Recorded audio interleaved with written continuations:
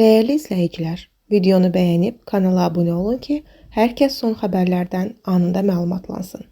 Cəlilabadda evdə meyit tapılıb. Xəbər verilir ki, hadisə gecə saatlarında rayon ərazisində baş verib. Cəlilabad rayon Təklə kənd ərazi vahidliyinin icra nümayəndəsinin müavini Ziya Muradovun meyidi yaşadığı ünvanda aşkarlanıb. Ziya Muradovun meyidi aidiyyəti üzrə təhvil verilir. Ölümün səbəbi ekspertisanın verəcəyi rəydən sonra məlum olacaq. Faktla bağlı rayon prokurorluğunda araşdırma aparılır. Gənclər və İdman Nazirliyi PMD Proyekt Məhdud Məsuliyyətli Cəmiyyəti ilə müqavilə bağlayıb. Xəbər verilir ki, müqavilədə İmarət stadionunun tikinti işlərinin birinci mərhələsinin satın alınması nəzərdə tutulub. Müqavilənin maliyyə dəyəri isə 60,5 milyon manat müəyyənləşib.